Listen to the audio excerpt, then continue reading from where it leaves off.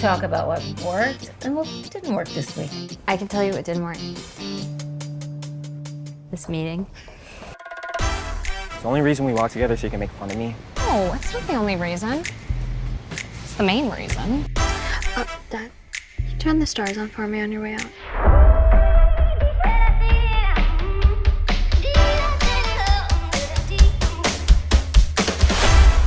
Peas and carrots. Peas and carrots? Peas and carrots. I'm sorry, what'd you say?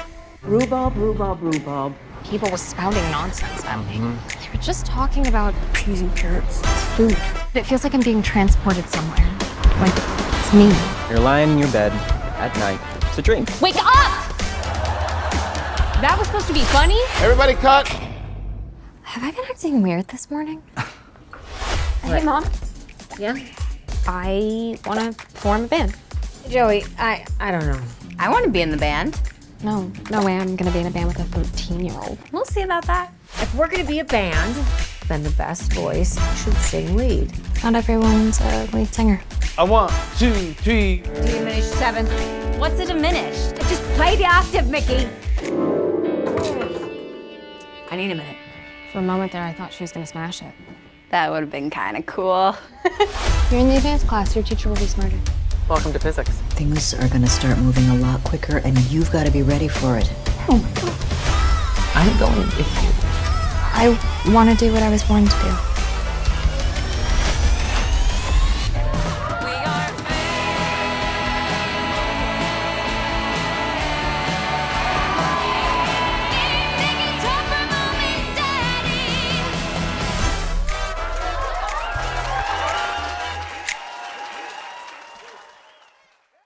Hello, everyone. My name is Heather Hurt with the NRW, where nerds rule the world, and I'm here with Evan Oppenheimer, who is the director for the upcoming film Peas and Carrots. How are you today?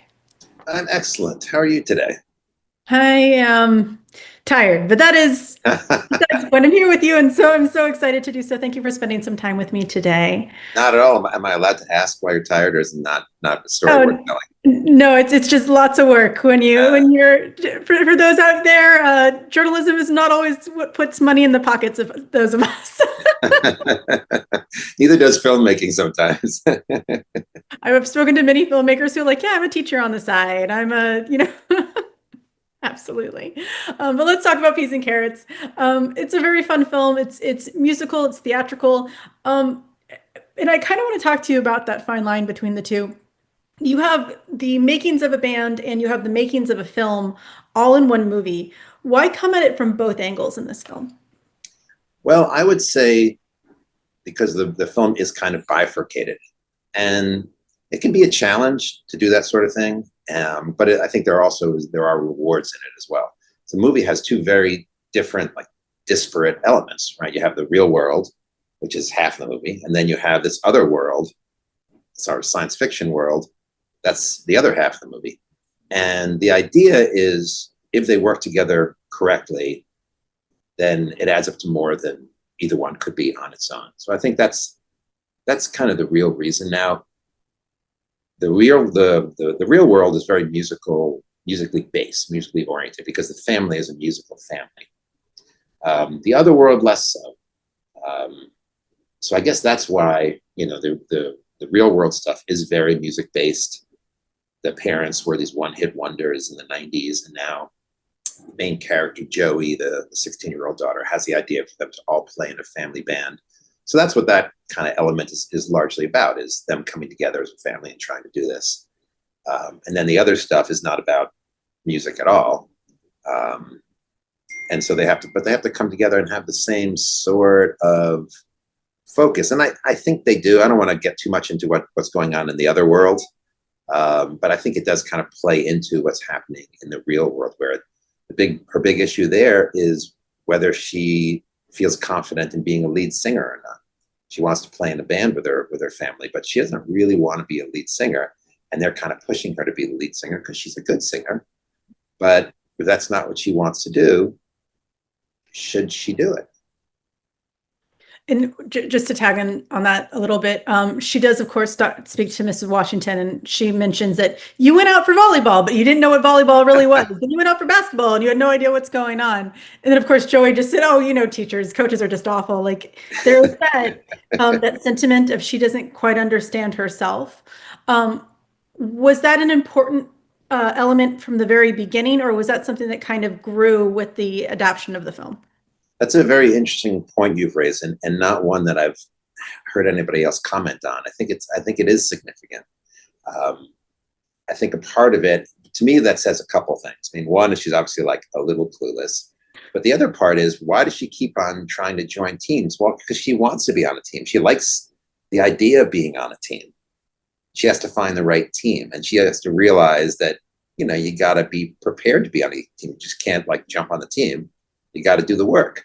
So that plays into the family band stuff where, I think not every teenager would want to be in a band with their family, right?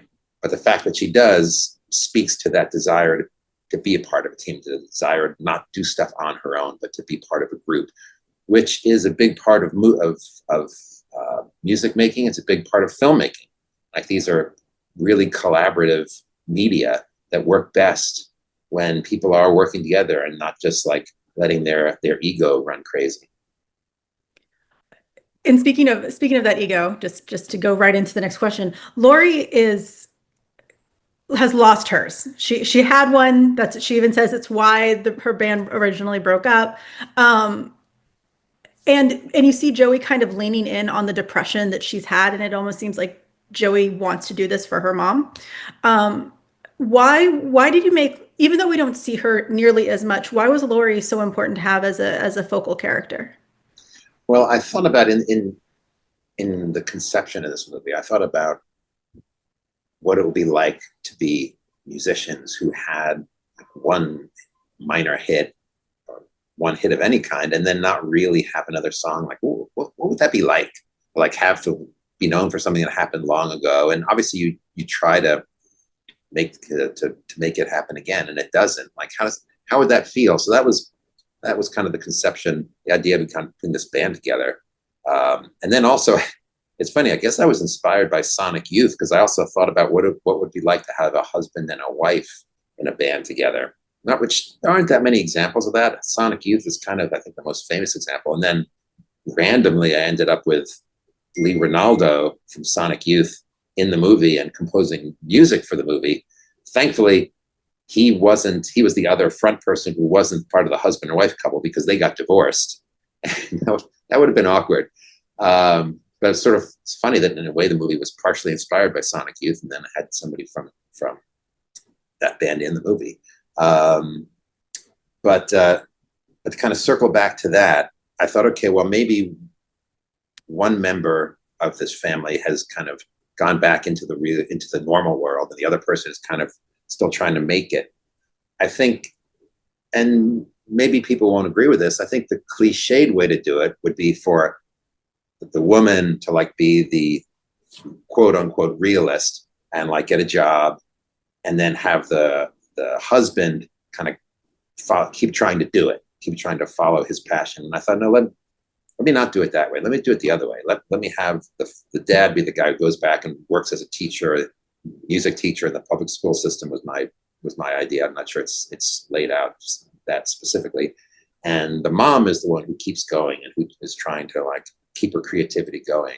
And it's an interesting point. Again, you've touched on something that I don't think anybody else has mentioned, that little line about the band having broken up because of her ego. I don't know if I ever intellectually made the connection that you've made, but I think it's very apt it takes that to keep going after all these decades, to like keep pushing. You need to have that strength. You can call it ego, you can call it strength of will, whatever it is. To have that fortitude is not easy. And I think that all does come into play. To be fair, she does say they don't not use the B word instead of ego, but to be fair. But it was just an interesting take. As a theater kid, as someone who would have loved to go forward in a way, I think I felt a little connected connected to Laurie. I didn't have a one-hit wonder, but but speaking of Laurie, just real quick, I want to touch on this. Y'all made kind of a goofy rendition of a 90s video to start out. What was that like? Why did you just I know that you wanted to make it as the opener, and it makes sense, but why go that far? Well, that was fun. It was. I always thought it'd be nice to start with this. You know, if there are one-hit wonder, let's see it. You know, let's get a look at it. So we all along planned to do it. I wasn't sure how I was going to use it. I thought, I don't want to like bore the audience by having it too long at the start of the movie. So I thought, well, let's use it over the opening credits. People can watch it if they want to. They can read the credits if they want to. So it'll be fun to catch glimpses of during the opening credits. That's how we used it. The trickiest part was casting the young Gordon and the young Laurie, because I had to find people who were credible as younger versions of these actors. And at one point I thought, well, maybe I'll like use the actors themselves, but that wouldn't have worked. Like, they're 30 years younger. You can't really, I guess you can do it technologically, but you couldn't have done it otherwise. But we found two really good people, I thought. And then the other two people were actually the one who plays the drummer is my oldest daughter, Zoe. And then the one who plays the guitarist, who I guess we know from later scenes, his name's Stu, because Stu is now a plastic surgeon in Beverly Hills. That was played by Orson Cox, who's the son of good friends of mine, Brian and Nicole Cox. So that was fun to get to do that. We shot it really kind of loose and dirty, and just looking for cool locations. So that was just fun. It was easy and worth doing. The trickiest part was all right. I'm gonna tell a minute-long story here, if you don't mind. So we shot most of the movie. Well, we shot a week, and then Kirrilee, the lead actress, broke her ankle. Offset, like getting into a car, we had to take 6 months off, and we'd shot all the stuff, like the family stuff in the apartment, but we hadn't shot the performance stuff. So then we come back 6 months later, and Jordan Bridges, who plays the dad, says to me, "Well, great, I'm out in LA. I got three issues. One, I'm doing this show, so I'd have to come back east." I'm like, "Okay, no problem." He's like, "Second problem is, I won't have that long. We'll have to do it in like a day or two." I'm like, "No problem." He says, "Third thing is, I've grown a mustache for this show, and I can't shave it." I'm like, "Okay, that one I'm going to have to think about for a little, but give me a sec." So the way I solved that is I said, "Okay, we haven't shot the music video yet.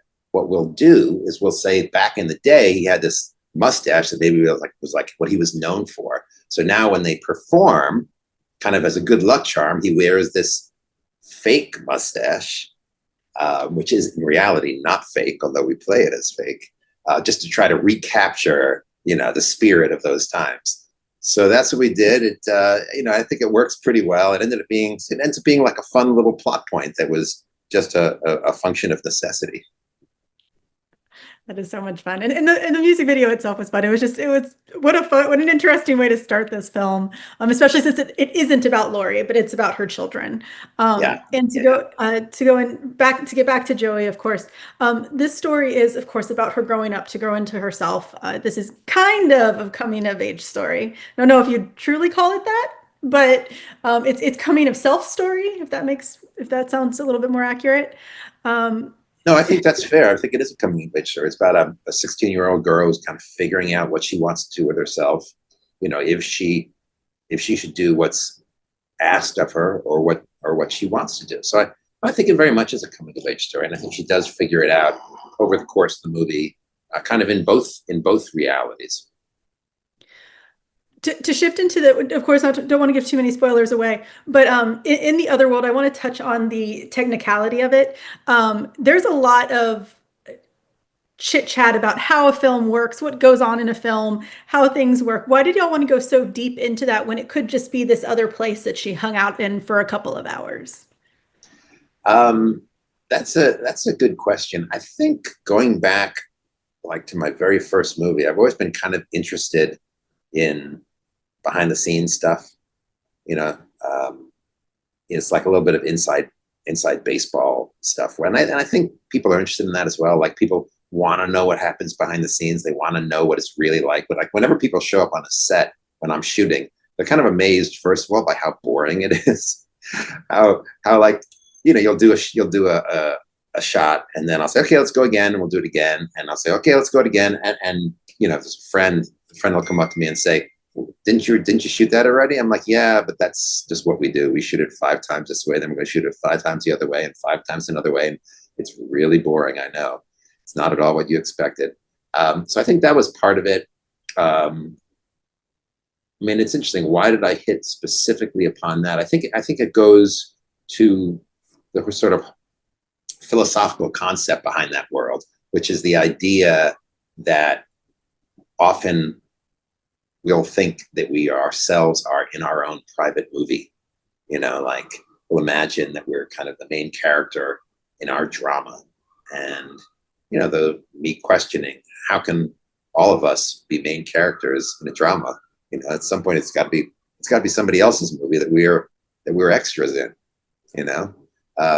So I think it came out of that. Can say a lot about the conversation about billionaires. We're all just side characters in billionaire stories. Come on now. Sorry, bad joke. I apologize. To go with that, the metaphysics of this. There's a lot of scientific elements in this, but there's also some faith-driven elements. There's a conversation where her, and I'm sorry, I completely forgot the name of the tech character who's working on her mic. Yeah, Rook, yes. Like Rookie. They have this conversation about, they kind of have this conversation about God. Why look at it from different points of view? Why couldn't it just be science or just be faith-based? Right. Well, that's another point you've touched on that I haven't had a chance to mention in the past, and I'm glad to get a chance to mention it. You're absolutely right. There's no reason to have like any sort of metaphysical aspect to it. I mean, it needed to have the technical, the scientific aspect to it, and I give all the credit to one of the producers, my buddy Ed Schmidt, who is much more scientifically knowledgeable than I, and he gave me a lot of, he'll present it as gobbledygook, but it's like, I'm sure it all has some sort of basis in reality, all the stuff that Ms. Washington could spout that actually is real, maybe not to the extent that we present it, but it does, these are all, they're not made up concepts. So there's that. I think all of us are interested in metaphysical concepts. We're all interested in God. I wasn't not going to go into too heavily in the movie, but I just thought it was a good chance there in that one interchange where they're not talking about God. They're talking really about the director. And I'm not saying that the director is God in any way whatsoever. But, I liked Rook's line where he's like, what are you saying? He's saying, paraphrasing, are you saying nobody's in charge? That's ridiculous. We're not all out here just flailing away. Now he's referring to the director, but of course, as you noticed, it can be read different ways. And I thought it was interesting just to like briefly explore that. I'm sure a lot of people won't catch that, won't view it the way you did, but it was intended by me as a hopefully reasonably subtle reference. I'm glad that if there are a handful of people out there who catch it, I'm glad that I'm one of them, and I get to talk to you about it. But let's talking about more deeper in the movie. Once again, spoiler free here. But we do know that they build a band up together and things go well, and they build a stronger family. Would you categorize this movie as a family building film? Well, I would categorize it as a family film in that I was hoping while we were making it that it would be appealing to the whole family. It's about a 16-year-old girl, and I know I made an earlier movie that was also supposed to be for the whole family called A Little Game, which is that one over there, which is about an 11-year-old girl in New York City. This one's about a 16-year-old girl in New York City. And I think kids tend to want to watch movies about people who are a little older than them. So hopefully with this one being 16, this movie's not going to be interesting to really little kids, but hopefully maybe like 8 or 9 or 10 and older than that and up through teenagers will all be interested in that aspect of it. And then older people can also be interested in the kid, but as well be interested in the parents and their journey.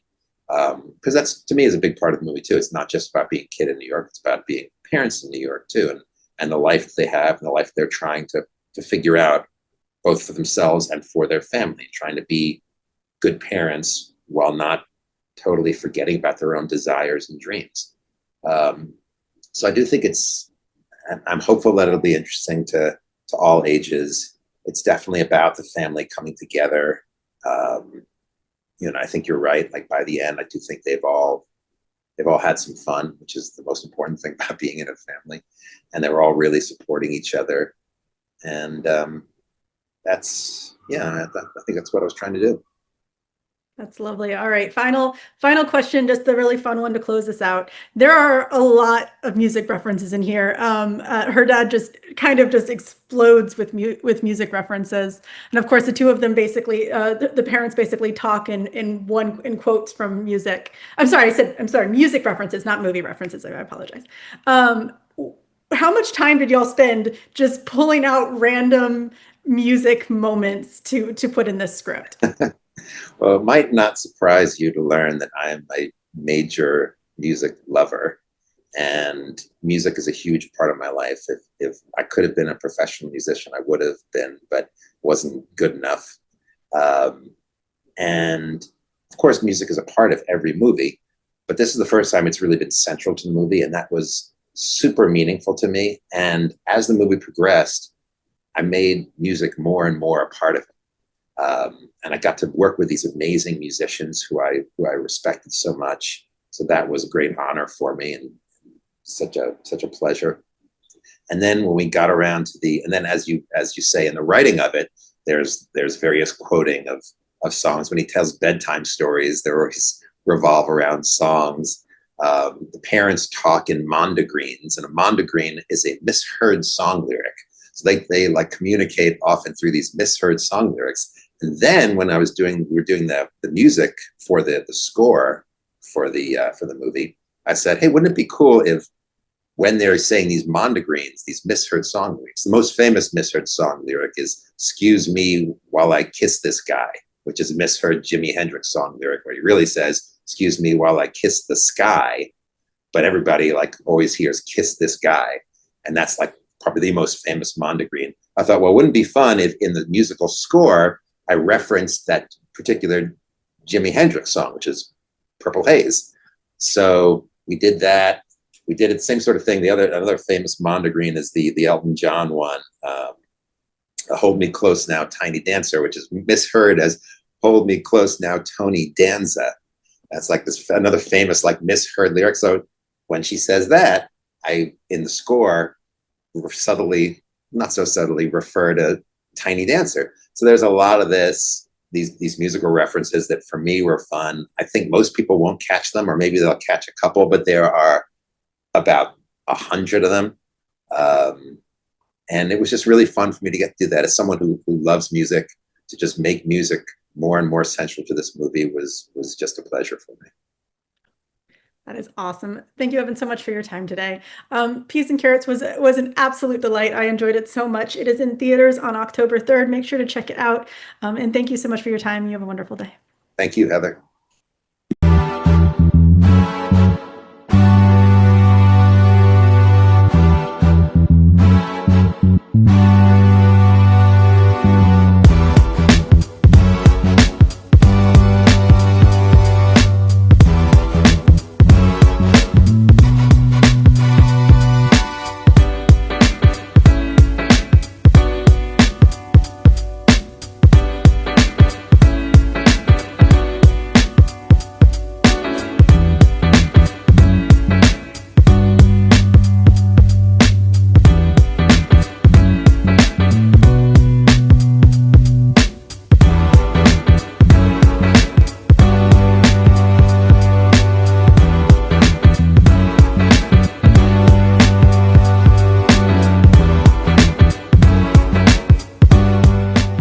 Nerds rule the world.